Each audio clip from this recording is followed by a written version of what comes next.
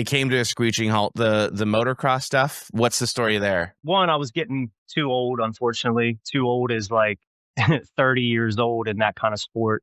It's pretty wild, but I had a pretty gnarly crash. It's crazy when you think about that with nuts. With athletes being 30 and being like, they're old, and I'm like, I'm 33, and I'm like, no, they're not. They're still in their prime, okay? You're listening to Our Space with Matt Vatisse. Hello, and thanks for putting on another episode of Our Space with Matt Vatisse. Today is a very special episode because I have on Gabe Woodrow, who's become an internet friend of mine for the last couple of years. So Gabe started following me on Instagram and sending me his stuff. And, that happens a lot. I try to check out a majority of the stuff that gets sent to me. And I checked out Gabe's stuff. And then I was seeing him on social media and he was popping up in my For You feed. And there was actually one song that popped up on my TikTok feed that he was teasing a release date for. And I had it stuck in my head for like 2 weeks until the release date. And I'm like, this guy is such a talented musician. And I'm happy to finally have this guy on because he has such an interesting story between his motocross career turning into a music career, how Ace Enders of the early November had a huge impact on his songwriting and his career. We also talked a lot about is marketing an issue for a lot of artists of his size, as well as utilizing social media and the new age of getting music out there as well, which seems to be a common theme on the show of, up and coming artists or independent artists. I feel like Gabe perfectly encapsulates a DIY artist. He's doing everything himself. He shared some big stages with some big artists, has played some big festivals. I'm super happy for everything that he's done because, like I said, he's become an internet friend of mine.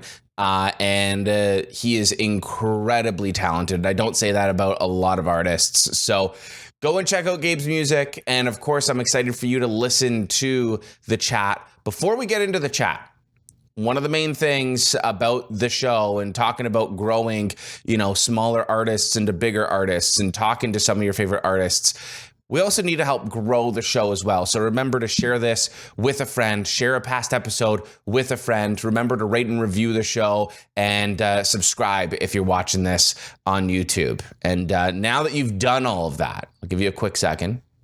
Yeah, it's done, right? No, seriously, if you haven't done it, go do it. I'm waiting. I don't have a watch on, but okay. All right, it's done. Let's get into the chat with Gabe. As an introduction to the people that are just tuning into this podcast now that may not necessarily be familiar with you or your work, tell me a little bit about you.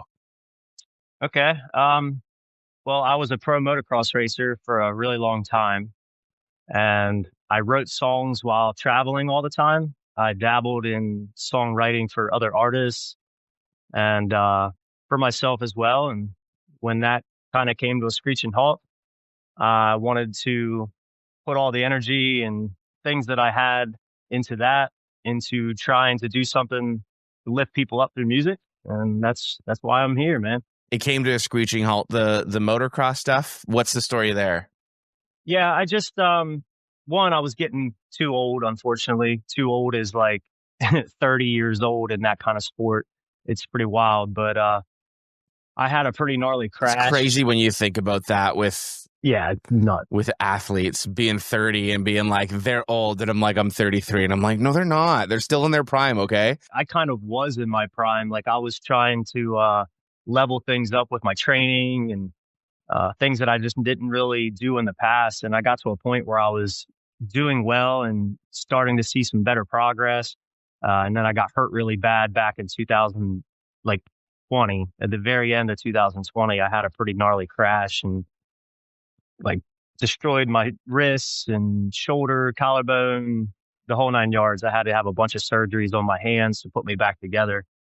And after I got through all that, I got back into racing the final season, but I just couldn't really hang on to the bike very well.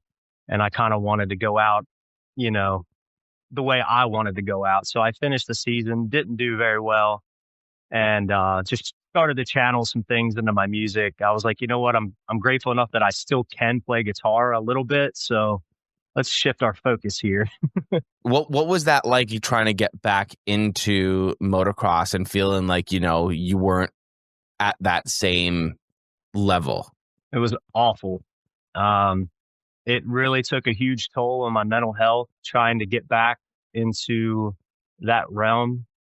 Uh, it was weird. I didn't really acknowledge it at the time because physically I was like healing, ready to rip. But then when I got back to it mentally, um, just so many sponsors and people that were in my corner.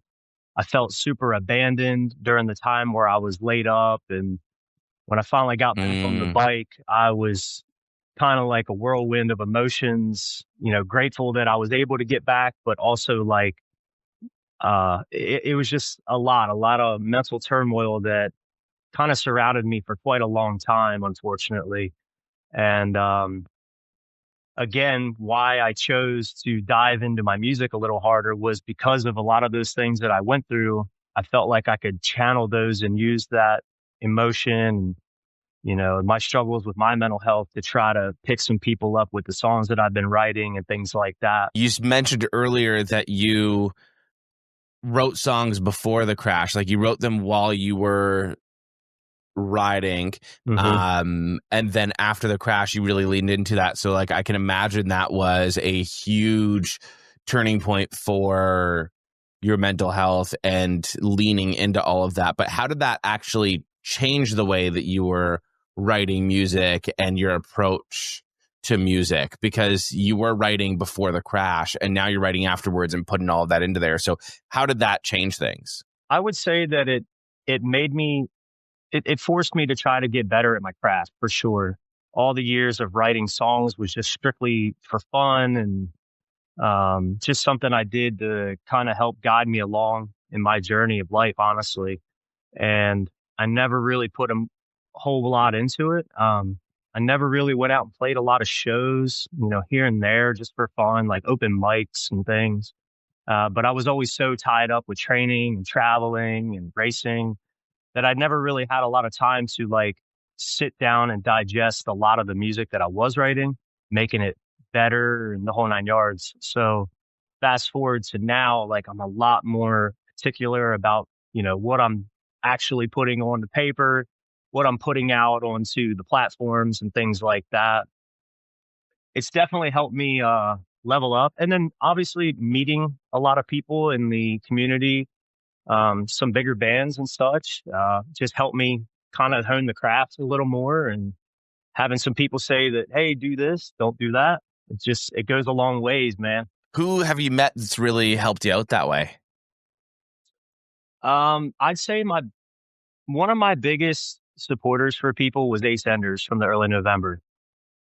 Okay. Ace produced a How did bunch that of come my to be? stuff. It was really weird. I played a show in Baltimore, and when I got done, there was a guy there that said that I sounded like the early November. And I was so taken back by that because I honestly don't hear that. But at the same time, I was like, that is such a cool compliment. I was super grateful for that. They're one of my favorite emo bands of all time. Well, he ended up kind of guiding me in a direction to go towards Ace. And when I reached out to him, Ace was like, yeah, let me hear some of your stuff. And so I sent him some things. And, within a month or so, I was in New Jersey and recording with him. And I was like, kind of starstruck in the moment, man.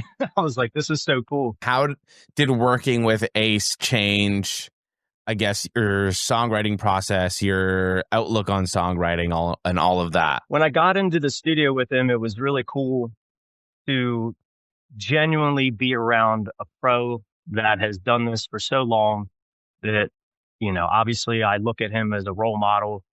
A lot of inspiration from that guy, that whole band. But he just literally taught me how to level up. And I always say that I'm very much a sponge when I get into a room, when I get around people that I admire. I genuinely took so much away from just being in a room where he was guiding me in a direction like, hey, let's try this and let's try this. Like, I brought him an acoustic EP called Paint With Your Pain, and I wanted very much so to keep it raw, not super polished by any means, just like basically me and a guitar, maybe like a bass on it. And that's when I got there, I was like, we had these cool tracks that were all very much the same. Um, I had written all three with basically the same chord structures and things like that. And Ace was like, well, let me grab a guitar. Let's try this. And he basically pointed me in a direction of creative ability to make it so much better than what it was when I took it to him. And I was just mind blown by it. I was so grateful in that moment, man. I remember he took a picture of me when he was like sitting on the steps in the studio, and I was just cheesing so hard because I was like looking up in the studio, like, dude, this is the coolest thing ever. Like, I'm working with somebody that I truly, genuinely love. Like, this is so cool.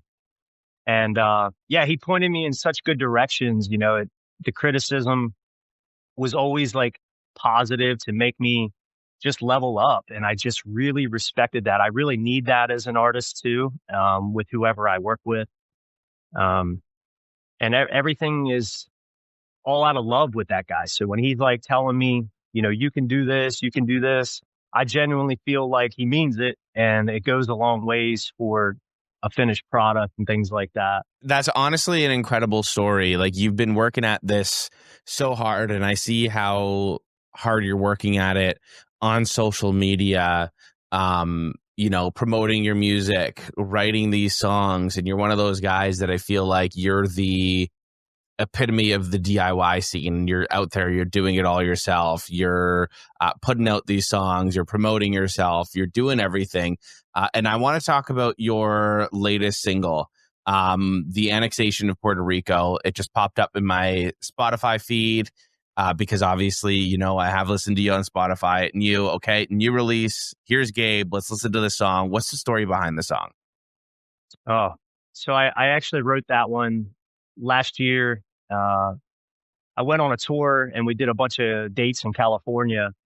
And I was on a tour with Matt from a band called Hodera. They're from North Jersey. He's like one of my favorite songwriters. And I think it was the last show that we did out there was in San Diego. I had this guy that kept asking me to take ketamine with him. And I was like, no, I'm good, man. I appreciate it, dude. Like, I'm good.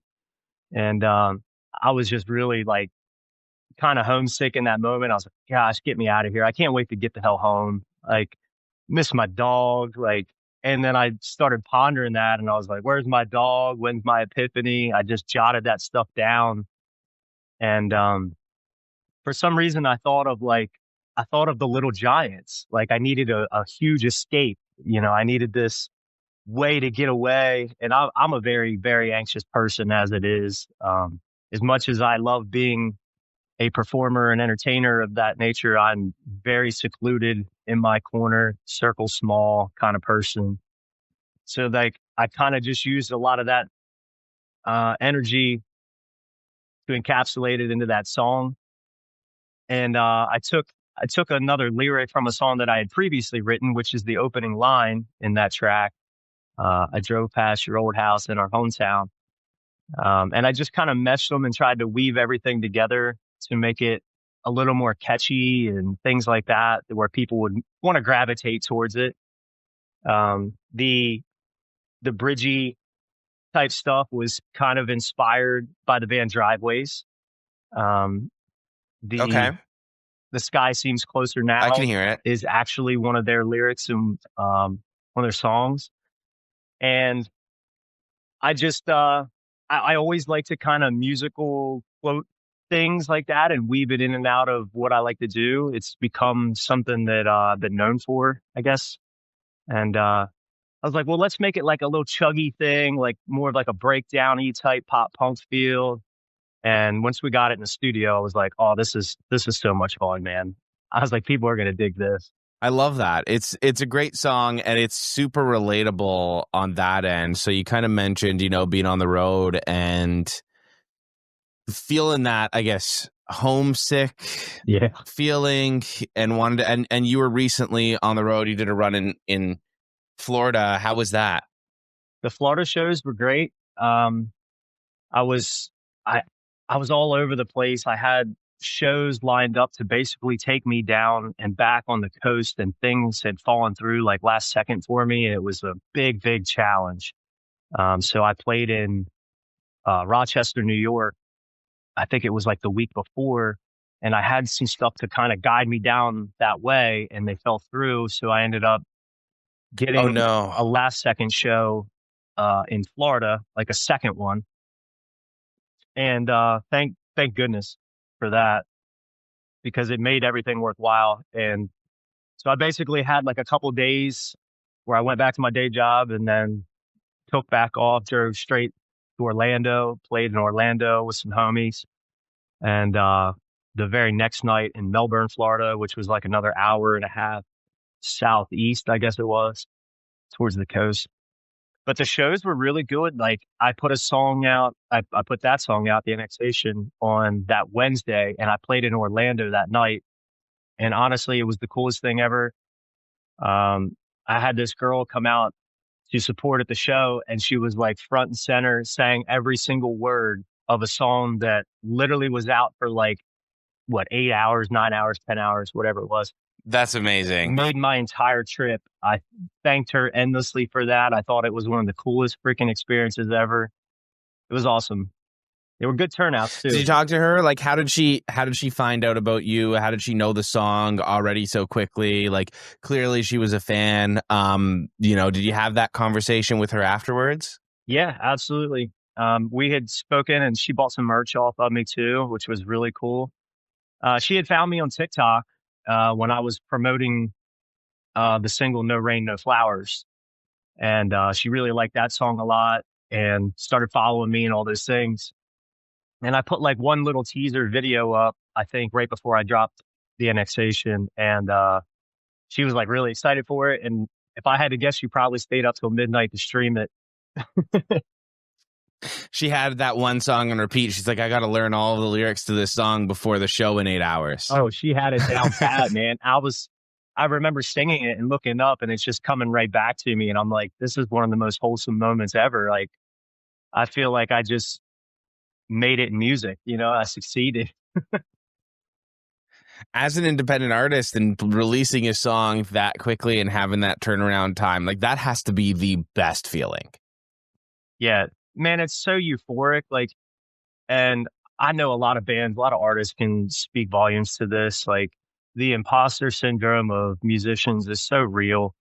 It's very, very, very difficult to display your art and then just having to promote it nonstop, hoping that the people who are new listeners like yourself will take a chance on it, So when you do get a moment like that, it really does mean a hell of a lot to someone like myself. And I'm sure it does to a lot of other bands and such, because it's hard. It's very hard. We live in a strange time, where there's just so much music and so much to digest. And while I do love having these streaming platforms and things like that, there is something so much harder about it in a way than when it was with just CDs and things. Because even if you drop a record right now on like a streaming service, it's almost hard to get somebody to listen to an entire record unless it's a really big band, that has established things, as opposed to just like hitting them with singles or a small EP that they can really hone in on. Yeah, I feel like singles is sort of the way that social media has made things operate under, right? Like you get someone hooked in with a single and that one song by finding a TikTok video, and hopefully they go and check you out. And by that point, you've built up enough of a fan base to have them stick around for a full album. But to be promoting a whole album right now in this day and age must be a struggle. Yeah, dude. Like I have a huge batch of songs right now that I cut with Ace, and that I'm not really willing to throw them out yet. I don't want to utilize all of them as singles because I don't want them to just be singles. But at the same time, I'm not ready to just throw out a full album. I would love to get a little more gas, if I could, and get some more momentum chugging forward. And yeah, it's weird. Like the album thing is so difficult, and obviously it's so expensive to just go into the studio and record, and then if you do really enjoy a single, you want to shoot a music video for it. Obviously, that is a huge expense. If you're going to dive into really promoting the song hard with the meta ads and things, I mean, you really got to fork up some coin to make it valuable. So the promotion side of it is really big for an independent person, because the word of mouth thing it's a very patient process. Obviously it's huge and it does help move things forward. But if you're not playing and grinding, touring and meeting people and networking the whole nine yards, the amount of followers, if you will, is so, yeah, it's so slow to get there. Whereas like you could have a video bolster your numbers like crazy, but that doesn't mean that the people are going to be at your shows. And I will take that. I was just about to say that. Because it's like it's a catch-22 in that sense, or it's sort of a which do you prefer? Like I always remember my father growing up would always say you either pay now or you pay later, and I've taken that to heart when it comes to quite literally anything. When it comes to building a platform, when it comes to your career, when it comes to your life, whatever, right? So it seems very much like, the way that you're doing it as a DIY artist, you can either pay all that money, you can pay a PR agency, you can pay for the advertising, you can bulk up all of these things, you can pay for the production of music videos and all these things in an album, or you can grind it out and put your time into it. But at the end of the day, there's no right or wrong way, but the results are going to come specifically by paying your dues and putting in that time, right? We see some artists that have 1 million TikTok followers, but they can't get 100 people out to their shows. But someone like yourself that, has been grinding and working the circuits and making those connections, you might be able to outsell someone with 1 million TikTok followers because you've been doing it and you've boots to the ground, built that audience of people that want to hear your music and may not necessarily care to go and give you a follow on Instagram or TikTok, but they like you for your music, and that's speaking for itself. Yeah, man, it hits home, and I've seen it. I've definitely seen it at shows where, certain bands have like huge followings and don't have the ticket sales for whatever reason. I don't know that, whole spiel. But I just don't have the effort money, if you will, to bolster my Spotify to make it look like I'm somebody that I'm not. I truly, genuinely believe in just grinding and playing a lot of shows, playing a lot of different cities, and putting in the hard work. It's a lot of work. I travel a lot. I still work full time, but I am very, very proud that I keep my head down and I just keep working really hard. I've had some pretty amazing opportunities in the past, couple years. I can't complain. I got to play a big festival with Taking Back Sunday and Dashboard, Motion City Soundtrack, Taylor Acorn. Ace gave me a spot with the Early November, Hit the Lights, Cliff Diver.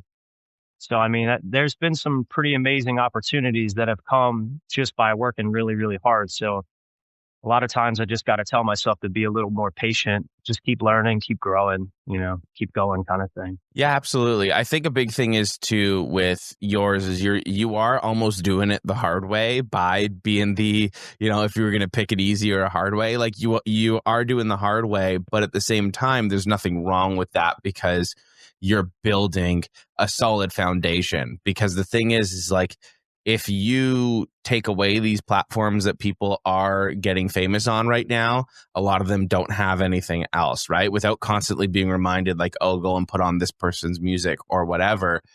There's not much else there to it. But if you build that foundation and that fan base from the ground up, no, if Spotify went away tomorrow, it doesn't matter because people are going to be buying Gabe's records. You know what I mean? So you're building that from the ground up, which I think that there's a lot of respect for doing that. Call it the old school way. With that being said too, though, like, there are a lot of DIY artists out there that are working hard and doing it this way as well, because they're not putting, they may not necessarily have the money to put behind the ads or any of that. Right. Yeah. But there's also a lot of people that are doing this and chasing their dream, and it's totally respectable. But I don't know, my music taste wise, I see some of them and I'm like, okay, I respect you for doing it, but I just don't think that, like, keep doing it. You'll eventually get there, but the chops still need some work. But like, you've got the chops. Like you're there. Where now it's just sort of like you just need that moment to spark whatever, and like you'll get there the more you keep on working at it. Like, you're one of those DIY artists. I'm putting on more. I'm looking at your monthly listeners, just under 3,000, and I think that's criminal. Because the songs that you've been putting out there, like, they are top quality. Like, this is the quality of someone that has 50 to 60,000, even 100,000 monthly listeners. You're just not getting the listens yet, but the quality is there. So it is a marketing issue if you really break that down, right? Not enough people know that you're putting out this music, but the quality is there. So how long have you actually been writing songs? I know you mentioned motocross, and we know that you've taken it seriously after the injury, but how long have you actually been doing this where, you've got the chops to write a song like Haunt Me or No Rain, No Flowers or the annexation of Puerto Rico? Because those are all like straight up bangers. Like, when Haunt Me came out, I think I had followed you for a little while, not much longer before Haunt Me. But then when Haunt Me came out, I was like, you were dropping these teasers, and I thought, oh, this song is going to be really freaking good. Just from the little clips that you were playing. Like, I didn't even have the full song yet. I only saw the teasers on TikTok and Instagram, and that was enough for the chorus to get stuck in my head. And I'm like, what the hell? I haven't even listened to this full song, but I've got this chorus stuck in my head. So when it dropped, I remember I'm like, I got to listen to this full song because I've had the damn chorus stuck in my head for like a week now, and I need to hear it all. And you put this out, and I'm like, yeah, like he's got what it takes. That was the moment. I was like, Haunt Me is the song where I'm like, no, this guy has got what it takes, but he just doesn't have the following or anything else behind it. So how long have you actually been putting together music in let's call it an unprofessional way? Well, first off, thank you. I really appreciate you, man. That truly melts my heart. It means the freaking world. I have been playing music since probably, I'll say, like 2010, 2009. Okay. Maybe even a little bit before that. I had learned on drums and wasn't very good at it.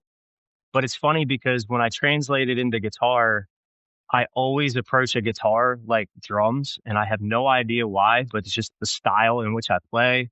Like, the top of the guitar is like kick, and then everything in down low is all cymbals. That's the way I view things. I don't know if that's right, wrong. No idea. I couldn't tell you how to read music, things like that. I'm still learning a lot of stuff, and being in and out of the studio with, like, really good people, man. You learn so much in like such a short amount of time, which is crazy. So I've been going at it, like, I'd say hard since like 2021. So pretty much 4 years or something like that. And really the last 2.5 have been like really, really hard. I treat it like a job. I really do. I treat it like a full-time job now. It's become that way. I try. I'd say you probably hard. have to. You do. You get out what you put in is what I really view it as. And for the longest time, and even now, like, I don't like using social media. I don't like how much I'm on it all the time, but I have learned that it is essentially part of the job now. And I can't expect people to just come to me and find my music. I just can't do that because it's not the way it works.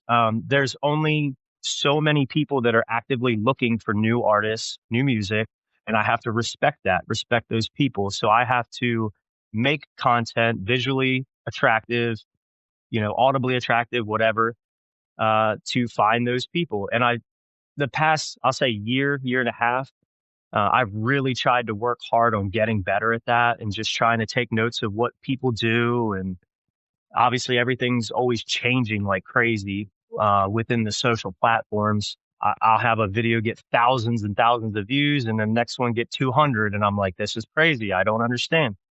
But everything's always a learning thing. And I just continually try to actively get better at it, make some better stuff. And and that goes with the writing, the production, the music videos and stuff, because all that stuff really does add up. It makes a big difference for what I'm trying to get out of my brand, and my music and things of that nature. And it's taken a big step too, as well. It's given me opportunities for big shows and things like that I may have never gotten.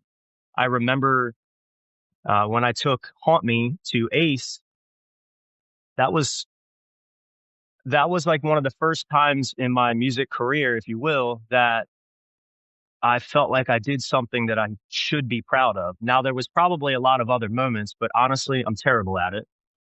And I just remember him telling me straight up, he was like, dude, this is a great song. Like, this is a freaking great song. And I was like, okay, I should probably acknowledge that this person who I look up to like crazy is trying to give me an amazing compliment. And it really did hit home for me.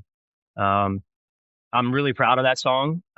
It's such a fun song to play live, especially with my full band and stuff. One of the things I love about doing the style of music that I do is it's like, it has a lot of pop rock, pop punk influence, but when you play it live, it gets harder. It gets heavier because there's a lot more energy directed behind it, especially within myself. And so when we play a lot of these songs live, especially like Haunt Me, it just goes off, man. People sing it like it's loud, it's in your face. It's such a vibe, and I'm super thankful for that. I love that so much, and I can like hear that energy. I can feel that energy from you. I want to kind of go back to the motocross again, mixing that with music, just because I feel like Tony Hawk has some video games coming out again, and kind of revisiting all of that. And I feel like so many people either watching this or listening to this, or even just us growing up, playing Tony Hawk and the motocross games and the BMX games and all that, the soundtracks really formed our music tastes. What song would you like to see, or do you think would be the best fit for a motocross video game? Oh, dude, No Rain, No Flowers. All day. Yeah. All day. Why that one? It hits. It's just such a building song. It's like, it's so funny to me because I feel like you wait till the bridgey part of that song to build, just to get like hit in the face, if you will. And the way that the bridge comes out into that final chorus is like one of the coolest things that I feel like I've ever written.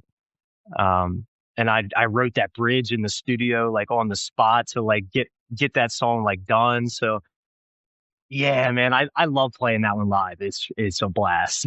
So if that was in a motocross video game, I'm all for it. I'm all for it. All right, we got to add that to our motocross soundtrack. Yeah, dude. Let's go. We got to make a motocross playlist, an Our Space motocross playlist, or just like an X Games playlist. Yeah. I feel like that would be fun. Dude, I'm all in. Let's go. What's next for you for the rest of this year? What are we looking forward to? We kind of touched upon, an album potentially in the future if we put that backing, but like closer to the immediate future, what do you have in store? What can people expect to look out for? I'm doing a bunch of runs. What I can squeeze in. I'm doing New York, New Jersey, with my friends in IATA. They're from Baltimore, and then a band called Turn 2. I believe they're from New York area. So we're doing New York, New Jersey, and then a show in Baltimore, which I'm super hyped on. That's at the end of April. And I'm going to do some cool little pop-up shows like near my hometown and things like that. I have a pretty awesome festival in the works for July. I can't really speak a lot on it yet, I don't think, because it's not announced, but it's a really good festival with some big bands, and I'm super, super excited for it. I'm sure you'll see me flooding Instagram with it. It's a great opportunity for me that I'm super pumped on. Gabe, one thing, I know you've listened to the show, so you probably prepared for this, but what we do to wrap things up, especially as we continue to grow the scene and talk to artists like you that embody this podcast. This podcast is all about growing the scene and showing some love to the guys and girls that are working so hard to get their music out there. Who are some other up and coming or underrated bands or artists that you feel are killing it right now and more people need to check out? I've met some pretty awesome bands in this scene. One of my favorite bands is a band out of Baltimore called Statements. It's STMNTS.